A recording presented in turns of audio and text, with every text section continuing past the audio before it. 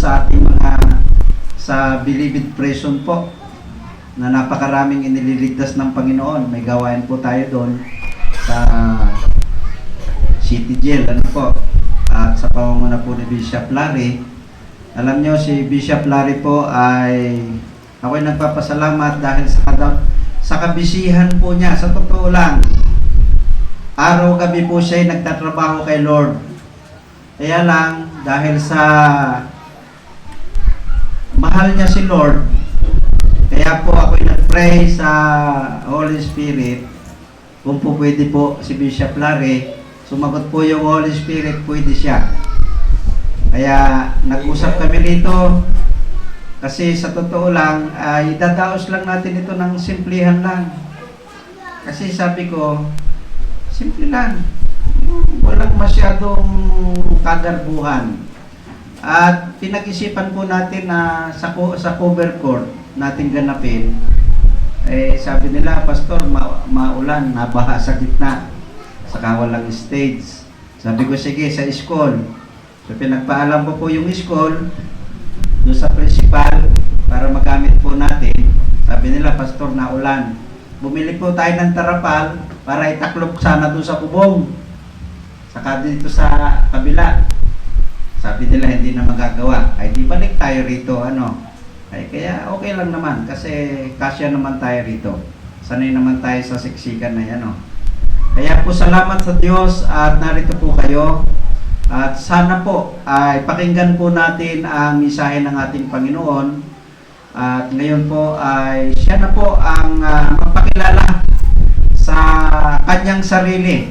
Basta kilala ko lang po siya dahil siya po ay malapit sa puso ko, si Bishop Larry de los Santos. Palakpakan nga po natin ang ating Panginoon. Praise the Lord. Una po sa lahat, bumabati ako ng isang mapagpalang ika-20 taong anibersaryo dito po sa ating Bahay Panambahan, PCMI San Diego, Tagkawayan. Pwede po bang mag-request, Ma'am Ruby, yung pong gagawing PowerPoint? Pwede po bang paki-save dito sa ating... Maraming pong salamat. Yan po. Salamat sa Diyos na tayo po pinagtagpunan ng Panginoon sa umagang ito para sa isang napakagandang tema. Ano po yung tema natin? Nakalagay po dyan, anything is possible. No? Nung kinikwento po ni Pastora Mercy yung kasaysayan ng ating iglesia dito, kung saan po sila na didistino. Madalas ko na pong marinig yan pagka may conference. Siyempre, reporting po ng mga pastor natin sa iba't ibang lugar. Pero parang buhay na buhay, para akong nanonood ng isang pelikula. No? Kaya lang, may nakakalimutan si Pastor Messi doon sa kanyang history. Yung pinakamahalaga, nung nagtanim na po, lahat po ng mga bagay na itanim ni Pastor Pero nakalimutan niya yung isang tanong ko. No? Anong tanong? Ito po ang tanong. May isang puno, ano ang bunga? Oh, yung daming matatalino dito. Puro teacher dito. Mayroon ako magpalusot dito Ang daming teacher dito Ano po? Hindi niya nasama sa history yung pagtatanim ng mais. Tama po ba? Ay, oo, sabi. Dahil po sa pagtatanim ng mais, 500,000 ang Binayaran. nalugi at binayaran. Pero sa Diyos po, walang imposible. Bakit po?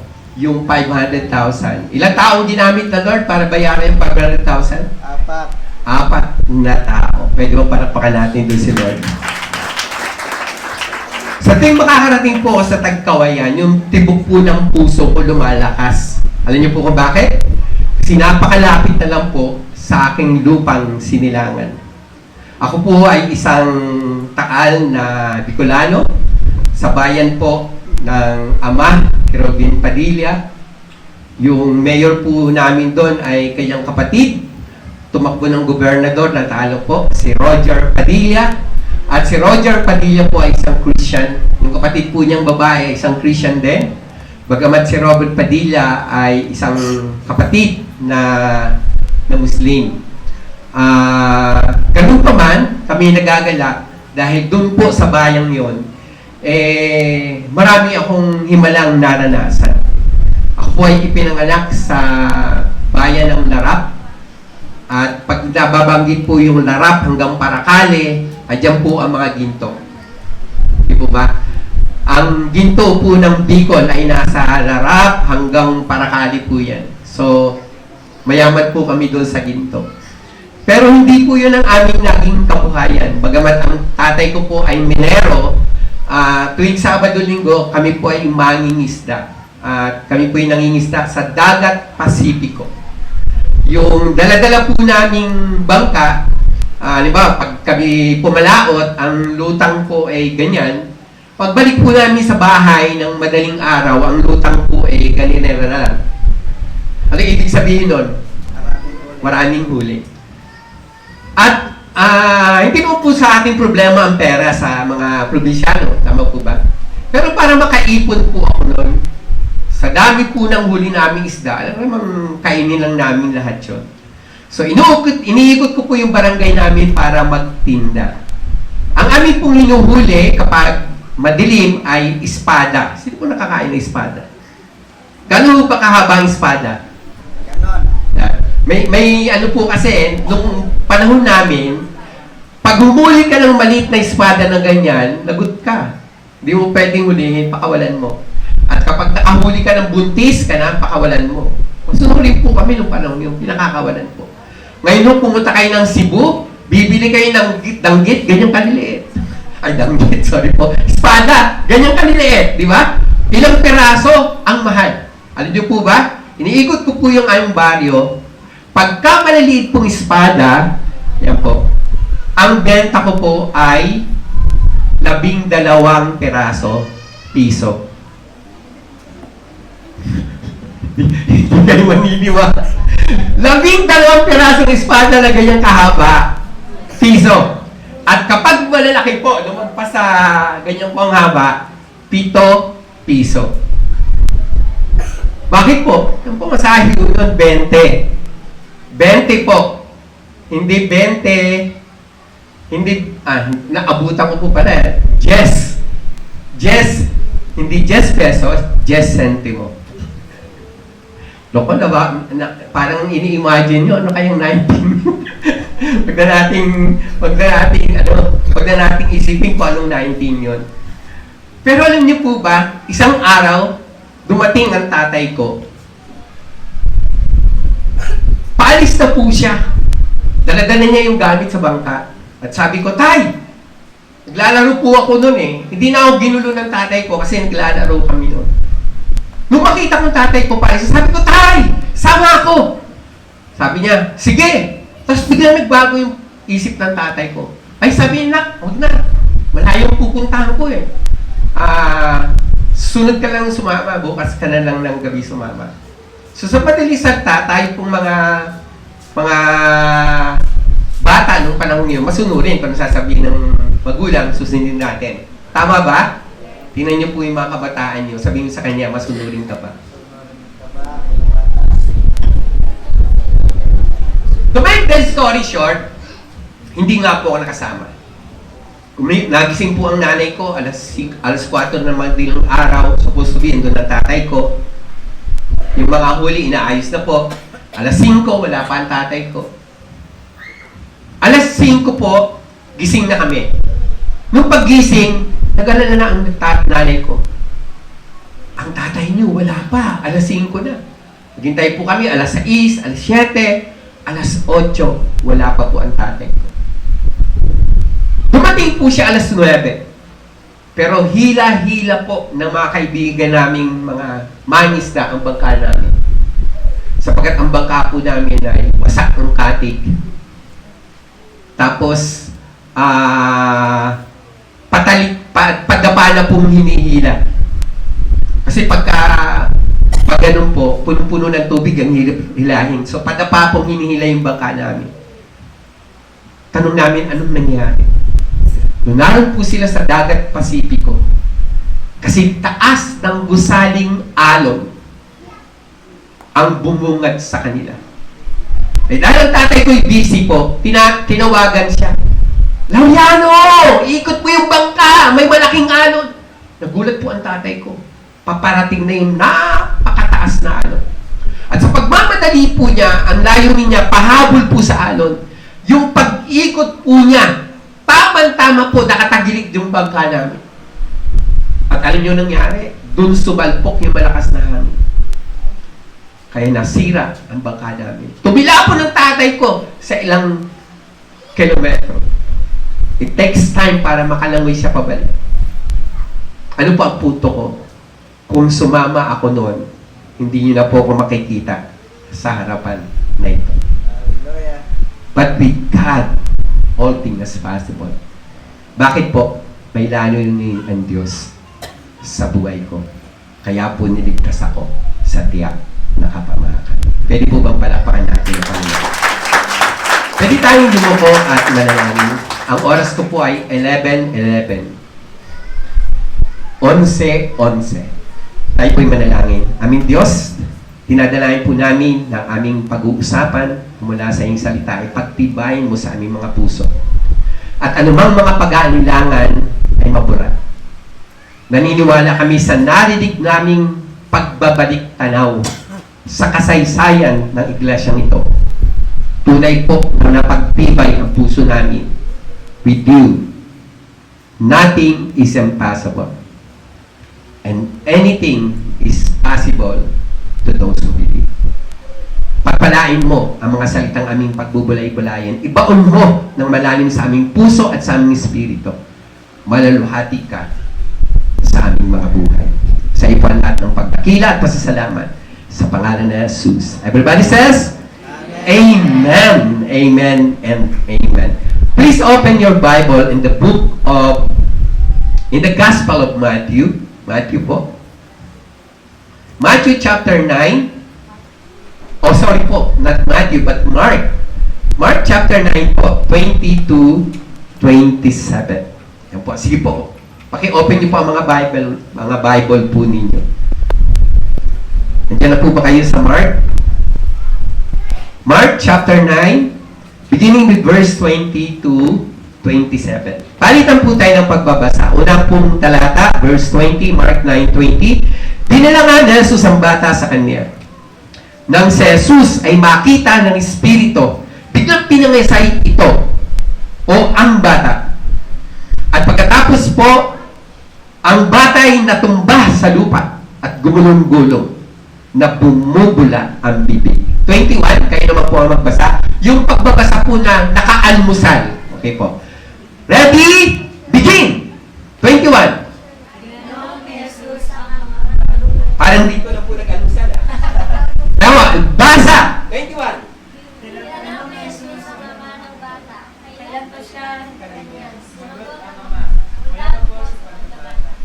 Verse 22, gusto po siyang patayin ng masamang espiritu. Madalas, ano po ibig sabihin ng madalas?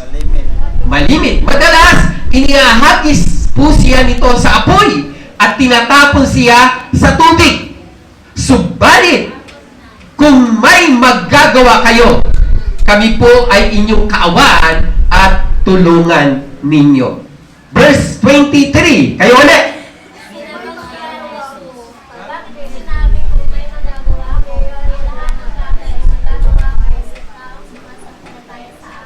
Amen. Verse 24, agad namang sumagot ang ama ng bata, naniniwala po ako, tulungan po ninyo akong madagdagan po ninyo ang aking pananampalataya. 25, kayo po ulit.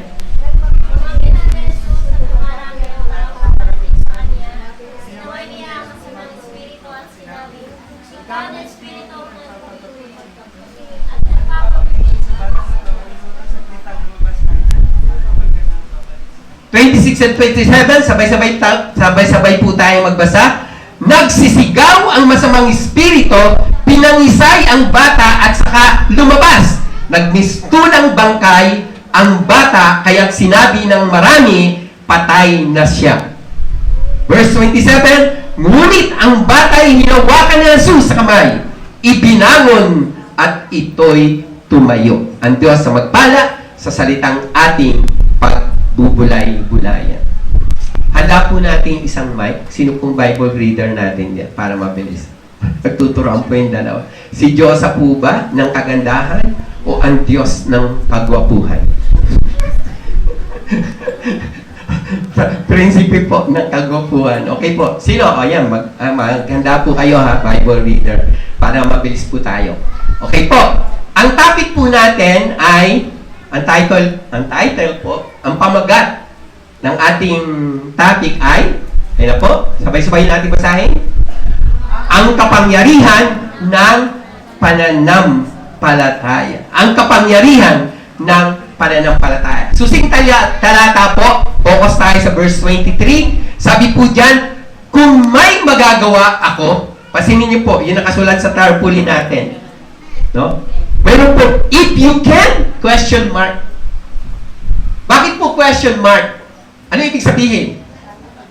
Nagtatanong ang Panginoon. Tanong, bakit nagtatanong ang Panginoon? Ba't siya nagtatanong? May duda siya sa sinabi nung nagsalita. Ano sabi po ng salita? Balikan natin yung verse 22. Sabi nung nagsalita, sabi nung verse 22, sabi po nung nagsalita, basa. Madalas siyang itinutumba ng masamang espiritu sa upoy o sa tubig para patayin. Kaya maawa po kayo sa amin. Kung may magagawa kayo, tulungan niyo po kami. Okay. Ano raw kung ginagawa ng masamang espiritu sa bata? Inahagi sa apoy at itinatapon sa tubig. Ano po pagkakaiba ng hagis at tapon? May pagkakaiba ba? Ano? Hagis. Ano ang hagis? Oh, ay inihahagi sa apoy. Tapos, itinatapos sa tubig.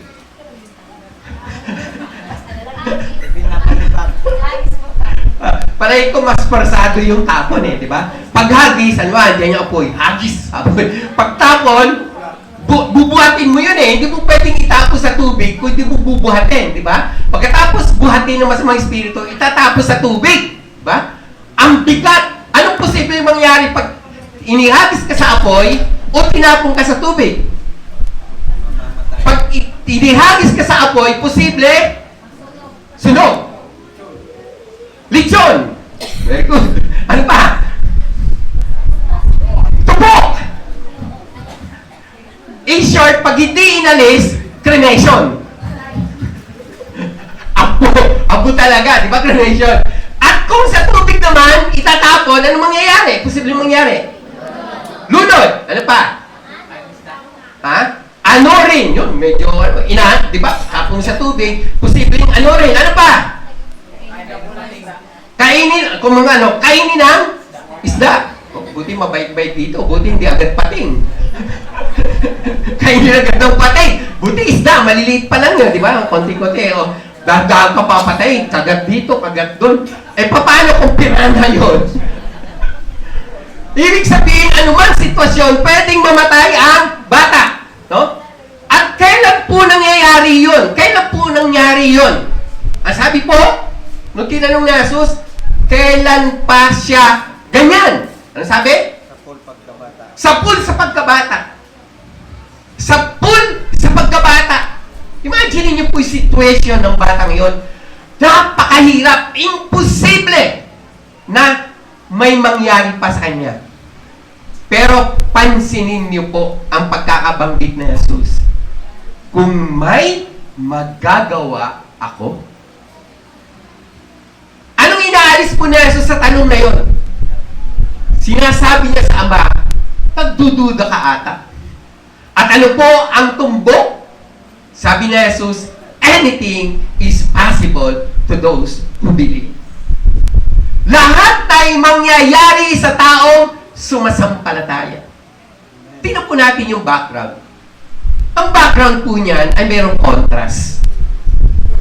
Teka, bago po doon sa background, ang proposition po natin, para makita natin yung big idea sa kwento ng ito sa Ebanghelyo. Ano yung proposition natin?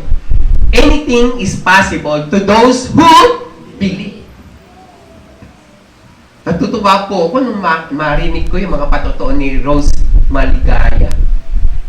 Maligayang maligaya ako. Alam niyo po bakit? Gusto niya maging sundalo.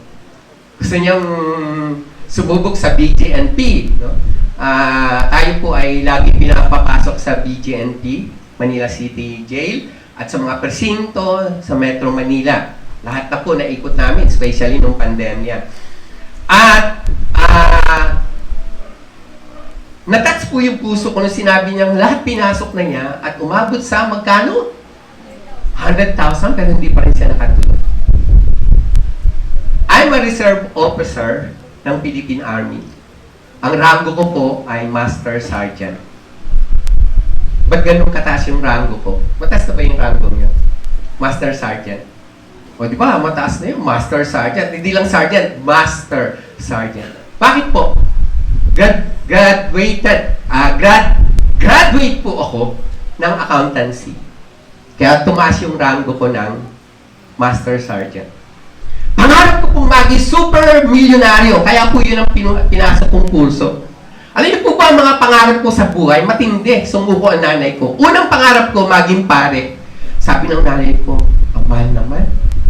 10 taong ka sa seminaryo, hindi natin kaya. Magbago ka ng pangarap. Sumunod po, tinanaw ko na nanay ko. Dahil ayaw niyo ako maging pare. Gusto ko po maging doktor. Sabi niya, anak, mas mahirap yan. Hindi ko na nga kaya yung pare, doktor pa. Panghuling tanong po niya, anong gusto mong maging pag ikay malaki na?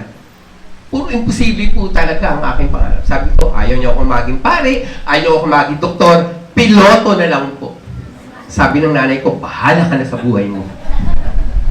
To make the story short, from the province of Bicolandia, iniwan po nila ako dito. Talagang iyak po ako ng iyak. Biro po sila nasa Maynila na ako nasa Bicol pa.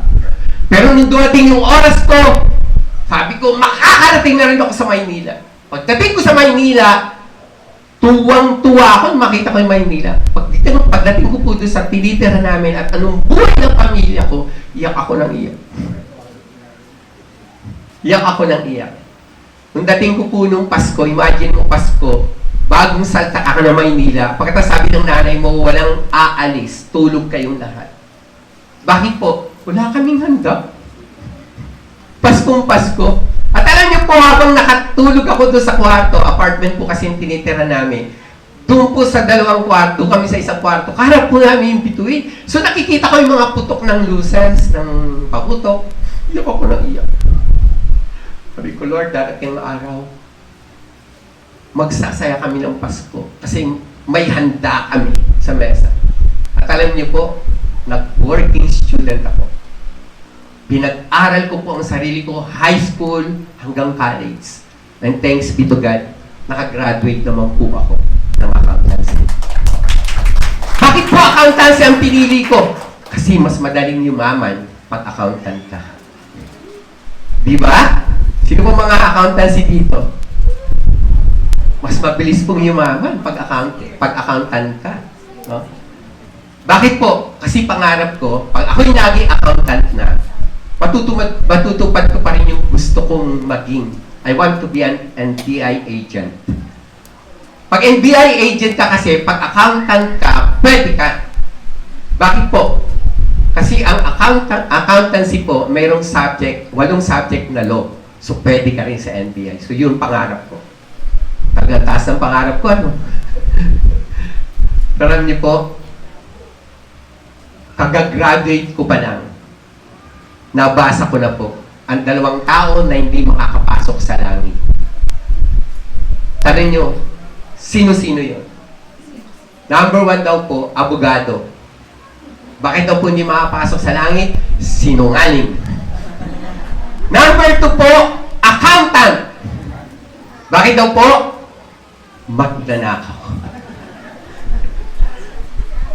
Ang isang kumpanya na kumikita ng milyon-milyon, kayang-gayang pong gawin ng isang accountant na palabasin sa libro na luging-lugi. Bayaran nyo lang po yung pirma namin. At alam niyo po ba, etong nakakamangha. Bad news po kay engineer. Ay, good news kay engineer. Alam niyo po ba, may batas po na pinatutupad ngayon sa impyerno. Alam niyo po anong batas? Bawal pumasok ang mga engineer sa impyerno. Kaya good news, engineer. Alam niyo bakit? Nang dumating po ang grupo ng mga engineer sa impyerno, ano pong eksena sa impyerno? Napakainit! Ay mga engineer yun. Gumawa po sila ng isang aparato. Gamitin natin ang kapangyarihan ng init. Gawin nating aircon ang impyernong ito. At alam nyo, in-aircon ng mga engineer ang impyerno. Lahat po ng demonyo nagkasakit. Sinipon, inubog, at nanyomonya. At sabi po ni Satanas, mula ngayon, i-ban ang lahat ng mga engineer dito sa impyerno. Imagine ninyo, maging sa impyerno, anything is possible. Wala lang po, pumasok lang. Background po dito. Mark chapter 9 verse 2. Si Jesus ay nasa bundok. Amen? Ano ginagawa sa bundok? Nagbagong anyo. It is the place of transfiguration. Lumabas ang pagiging Diyos ni Kristo sapagkat di siya matitigan ni Peter, James, and John. Sa pagkahilo ni Peter. Dahil walang tulog din katulad namin ni Pastor. Kanina po, habang tinatapos ko yung outline, narinig ko ang iingay na ng mga kapatid dito. Lumabas ako. Sabi ko, tatapusin ko lang po yung outline ko at matutulog ako. Pagkatapos po ng outline, natulog po ako. Kahit dikit po ako siguro mga 1 oras mahigit. Alam niyo po, sa pagkahilo ni Pedro, nakapagsalita, Panginoon, dito na lang po tayo. Imagine niyo, sabi ni Pedro, dito na po tayo, maganda rito. Siyempre, nasa piling ka, nasa presensya ka ng Diyos, di ba? Di ang ganda. Dito na lang po tayo. Pagtatayo ko kayo ng kubol, isa kay Moses, isa kay Elijah, at isa sa inyo. Ang gandang suggestion? Di ba? Ang gandang suggestion. Tatayo niya ng tent, kubol. Yung tatlo na personalidad na kanyang nakita. At sabi na po ng Bible, hindi nila matitigan ang mukha ni Jesus kasi nagliliwanag na parang araw. At habang nagsasalita si Peter, may nagsalita sa langit. Sino salita? Ang Ama. Ano sabi ng Ama? Ito ang labas ko, ang lubos kong anak na kinalulugdan. Pakinggan ninyo siya. Butata si Peter. Bakit po? Nagsasuggest eh. At yung suggestion niya, gusto niya doon na lang sila sa bundok. Eh may nangyayari po sa ibaba. Ano nangyayari sa ibaba? Isang ama po, hindi lapit sa siyam na disciples na natira sa ibaba ng bundok.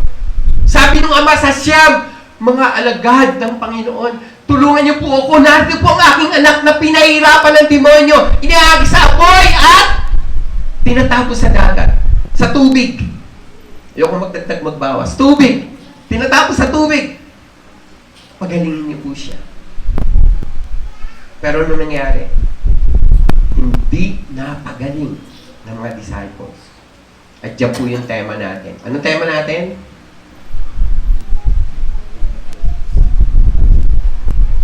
Sabay-sabay po natin basahin yung tema natin. Paano dadagdagan ang pananampalataya? Nung sinabi po ng Ama, kaawaan niyo po kami kung may magagawa kayo at kami iyong tulungan. Ano sabi ni Jesus? Ipiman, kung may magagawa ako, tanong ni Jesus. Anong sabi ni Jesus sa lalaki, sa Ama? Anything is possible to those who believe. Nung marinig ng Ama, agad po siyang nagpakita ng kababaang loob. At ang sabi ng Ama, ano yung word? 24. Ano po ang word ng Ama? Sumagot agad ang ama ng bata. Sumagot agad ang ama ng bata. Sumasampalataya po ako. Sumasampalataya po ako. Pero kulang pa. Dagdagan niyo po ang Pero pananampalataya ko. kulang pa. With all honesty, sabi niya sumasampalataya po ako pero kulang pa. At anong hiling ng Ama? Dagdagan niyo po ang aking pananampalataya. Pwede ba tignan mo yung katabi mo? Sabi mo sa katabi mo, kulang pa ba ang pananampalataya mo? Kulang pa ba ang pananampalataya mo? Sabay-sabay tayong manalangin. Dagdagan niyo po ang aming pananampalataya. Ang tanong, paano paano dadagdagan ang aking pananampalataya. Ready na po? Number 1, start with the letter D. Basa. Sabay-sabay po.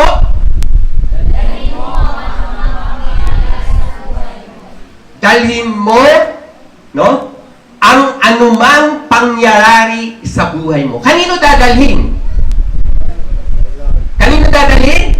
Verse 19. Verse 19, ang sabi po dito, sinabi ni Jesus sa kanila. Okay, ito, pakinggan niyo po yung senaryo sa ibaba ng bundok nung bumaba si Jesus. Ano sabi? Kayong henerasyon ng mga walang pananampalataya. Ano sabi? Kayong henerasyon na walang pananampalataya. Sinong tinutukoy niya dyan? Ang kausap niya, yung siyam. Hindi 12, kasi yung 3 nasa taas. Nireport ng ama, nilapit ko po sa inyong mga disciples, pero hindi nila napalaya sa masamang espiritu. So, ang pinagagalitan niya, yung siyam. Sino po napapagalitan dito ni Pastor?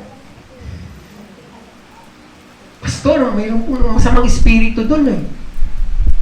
Pinapalayas namin, di namin napalayas. Ikaw na. Nagahit na po ba si Pastor sa inyo? O lagi ho, si Pastor ang taga-cast out.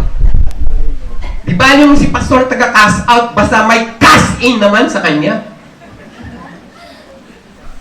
Alam niyo po, tagal ko na nag-post ng aking Gcash sa UCAP, United Christian Artists of the Philippines.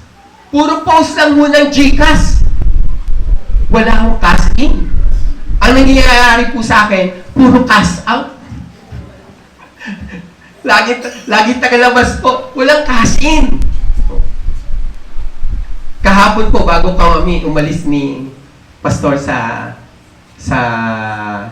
BNI, tinanong yung Gcash number ko. Praise God. Hallelujah. May cash in 1,000. Bigay ng main church. Sabi mo sa katabi mo, mahiya ka naman ha. Si Pastor, puro cash out, walang cash in. Sabi mo sa kanya, gusto mong mapagpala? Sino gusto mapagpala? Yan. Dadagdagan natin ang ating pananampalataya ngayon. Amen po ba? Ano yung number 1? Dalhin mo anumang pangyayari sa buhay mo. Tuloy ang pagbabasa. Kausap niya mga disciples, pinagalitan, henerasyong walang pananampalataya. Next. Hanggang kailan ba ako magtitiis sa inyo? Teka muna. Bitin muna. Hanggang kailan ako magtitiis sa inyo? Narinig niyo yung story po? Storyline ni Pastora Messi? Grabe yung pagtitiis, di ba? Pumunta rito, kinuha, nilagay sa lipa, from lipa. Pila muna, from pila, sa Sambales, from Sambales to Lipa, Batangas, di ba? Binaliktad lang mo yung pila, naging lipa. Pagkatapos paikot-ikutin itong ating mga pastor, anong nangyari? Binalik dito. Yung pala may purpose. Amen? Kahit anong mangyari sa buhay mo, okay lang. Bakit? Ang unang kondisyon, dalhin mo ang anumang pangyayari sa buhay mo. Kanino? Last phrase. Dalhin nyo rito ang bata. Kanino rin po pinapadala? Sa Panginoon. Meron po akong nilagay dyan. May quotation po. Sabay-sabay natin basahin. Ang puso ng tao hindi napapagod magmahal. Pero ito ang tandaan mo. Hindi nga napapagod magmahal, napapagod namang masaktan.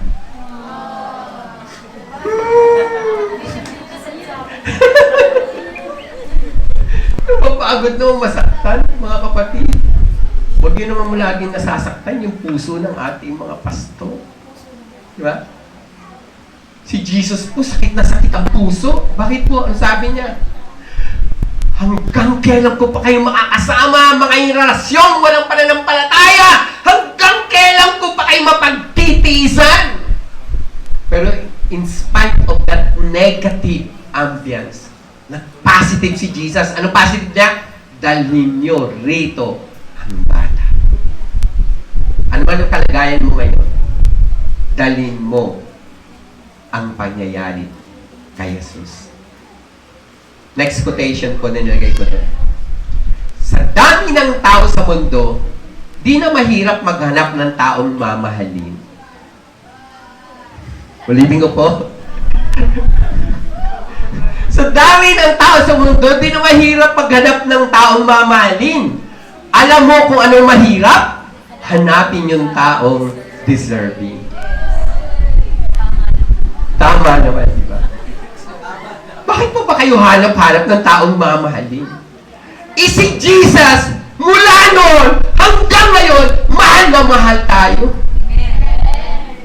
Bakit hindi muna siya natin mahalin? At kapag nakita ng Diyos na mahal na mahal mo siya, yung gusto niyang mahalin mo, dadalhin niya sa harapan mo. Bumalakpak po lahat ng naghahanap ng minamahal. Grabe po si Pastora Bruby kung bumalakpak. Last kong dalaw po dito sa Tagkawayan. Conference. Pero hindi po itong Southern Conference. Yung last conference, di ba? Nagkaroon po kami ng activities dyan. Team Pastor versus Team Bishop. Ako po sa Team Bishop. No? Ang bigat ng mga kalaban namin sa Team Pastor. Yung center nila, Pastor Joey Pundabida. Sentro. Ang bihira. Lahat kami, pinahirapan talaga ng pastor natin ito. Ang matindi po doon, yung naging MVP. Pastor Daniel. Ano apelido Pastor Daniel? Samson. Apelido pa lang po. Wala na kaming panama. Samson. At wala po akong question na siyang naging MVP. Alam niyo bakit? Inspirado ba naman eh. Merong nakikita sa crowd. Kaya shoot ng shoot. Kahit hirap na, lulusutan kami, shoot ng shoot. First quarter, nandun po ako. Lumamang kami. Second quarter hanggang third quarter, nakalabas po ako. Fourth quarter, pinasok po ulit ako. Nadaan sa tumbling. Lumamang kami. Nung lumamang na kami, hindi na sila nakahabol. In short, nanalo ang Team Bishop sa Team Pastor. Tanungin niyo po, anong edad ko na? 36 ho ako. At lahat po, pagka-shoot ko, tumatambling ako, sumisigaw, Bishop, tumigil ka na ng tatatambling! At pagkatapos po nung kinabukasan, nag-swimming kami sa ilog. Anong pangalan ng ilog, Pastor? Bagong Silang. Bagong Silang. Akalain mo, nalabig po ako yung pagiging ugaling bundok ko. Umakyat po ako ng punong kahoy. Ang taas-taas. At tumatalon po ako. Pero gumana po yung pagiging monkey ko. Tatalon ako, lalabitin lang na sa puno. Sigawan po sila. Bishop, bumaba ka na. Baka makita namin si Mayor. Sabi ko, ba't may Mayor dito? So, ang ginawa ko po, bumaba ako at nagbagig na lang. Sarap pala. Ha? Si Tarzan ang nakita nila. Hindi si Bishop ang nakita nila, si Tarzan. Biro nyo, 36 na po ako. Nagtatumbling pa. O, may kasama tayo dito, 48. Tingnan po, si nanay. 48 po yan. Tama po ba, 48 kayo? Ha? 72? 27. 27. 48. Kanina, di ba? 72? At 27? 72. Talaga po. Oh, sabi ko sa inyo eh. 48. Ano na po? 84. Oh, balik na rin nyo. 48. Ako po, 36. Huwag nyo na balik na rin. Kanina po, awang-awa kay Pastor Messi. Diba, nag-history making siya dito, testimony. Yung buhok niya, tinatakpan siya. Kaya sabi ko, pag akyat ko sa taas, ayokong alisin yung sombrero ko. Kasi kukunti na lang mo, kaulipad pa ng hangin. Grabe tumawa si sister. Oh. Yung sa likod ni Teacher Rose Maligaya, grabe makatawa. Oh. Grabe ka, ha? May alagot ka sa akin. Lagi nila sinasabi, konti na raw yung buko. Hindi ho, binilang ko yan. 70,000 pa. Nahirapan pa 10,000. Ay, thank God. 70,000 pa yung buko. Grabe naman kayo makatawa. Tuloy po natin. Pangalawa. Ano yung pangalawa? Una po, dalhin ang anumang pangyayari kay Jesus. Pangalawang bagay po, para madagdagan ang ating pananampalataya. Basa! Teka lang po, nagmamadali tayo. Ayan. Typo lang po. Ayan. Oh, ano nangyari? Inisin? Walang inisin. Ayan mo, ayan. Alisin anumang hadlang sa ating buhay. Nung inilalapit na po ang bata kay Jesus, nakita ng masamang espiritu. Sino? Si Jesus. At anong ginawa ng masamang espiritu doon sa bata? Pinahirapan niya agad. Diba? Pinagulong-gulong niya. At habang gumugulong, ano nangyari sa bata?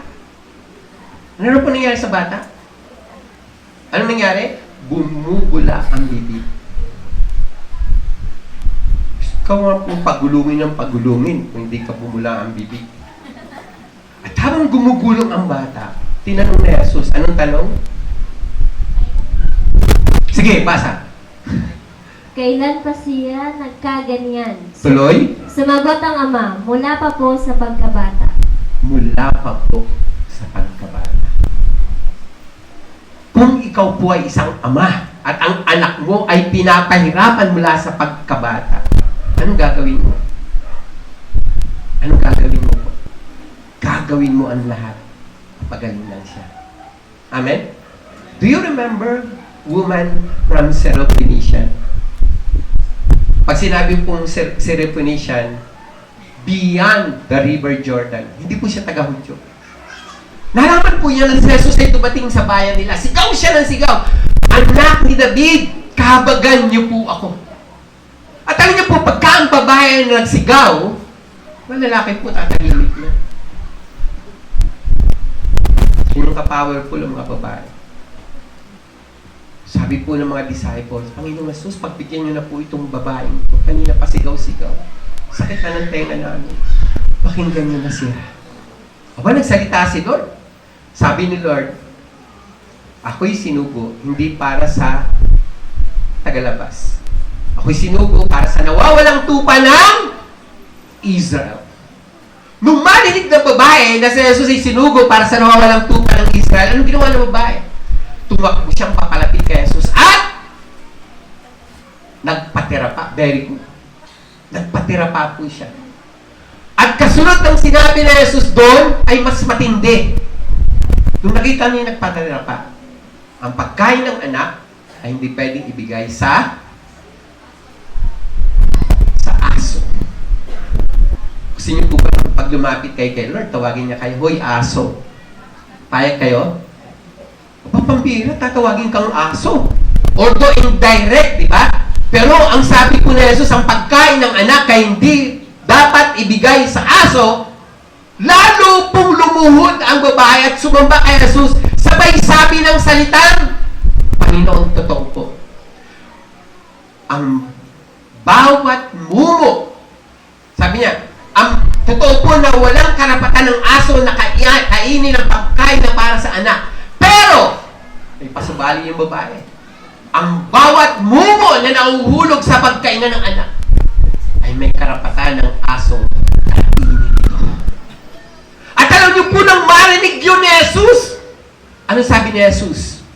First time na sinabi niya sa isang tao, Woman, great is your faith. At anong sabi ni Jesus sa kasunod? Umayo ka na. Magaling na ang anak mo na pinahihirapan ng masamang espiritu. Pag-uwi po niya sa bahay, tinanong niya, sapagkat ang balita po, naku po, Mother, yung inyong anak po magaling na. Tanong ng mother, kailan siya gumaling? At anong oras gumaling? Yung sinabi po ng mga kasama niya sa bahay, eksakto sa oras na sinabi ni Jesus, "Woman, great is your faith." Buwi ka na, magaling na ang anak mong sinasapian ng masamang spirito. Pwede bang palakpakan natin sa Lord? Alisin ang anumang hadlang sa ating buhay. Alam niyo po sa Daniel 11:32, napakaganda ng sinabi ni Daniel. Ito po ang declaration natin sa PCMI Manila. Sabi po ng Daniel 11:32, sabay-sabay natin basahin, "Their God shall be strong." Yun daw po mga taong nakakakilala sa Diyos ay magiging malakas. Sabi mo sa katabi mo, kilala mo ba si Lord? Ang declaration, magiging malakas ka. At hindi lang basta magiging malakas ka, ang sabi po dyan, and do exploit. Teka, anong version yan? Hindi lang po exploit eh. Daniel 11:32, New King James Version, "Those who knows their God shall go stronger, and they shall carry out great exploit." Hindi lang po basta exploit. Sa King James Version, carry out great exploit. Great po. Last December po, may project ang ating PCMI Manila. Ang project po, nirequest ng ating elder, "Bishop, pwede po bang mag-propose tayo? And project ng ating iglesia ay magkaroon tayo ng project cinema ng Mufasa, The Lion King." Yung prequel. Pag sinabing prequel, ang sequel po yung 1 and 2 ng Lion King. Itong Mufasa is prequel. What do you mean by prequel? Before na nangyari yung 1 and 2, ito yung mga pangyayari. Ang kwento po ng Mufasa ay tungkol sa isang nawawalang leon. Sapagkat napawalisa sa kanyang pamilya, nagkaroon ng malakas na pag-ulan, nagkaroon ng dilobyo, napahiwalay po siya. Lost destiny. Kaya nga po nung nag-preach ako doon po sa SM Cinema 4, pinakamalaking cinema sa SM po. Puno. Alam niyo po ang nangyari? Ang preaching ko, rewrite your destiny. Nawala po sa pamilya si Mufasa, pero muli po siyang napanumbalik. And you know what is the meaning of Mufasa? Mufasa means king, to rule or to reign over.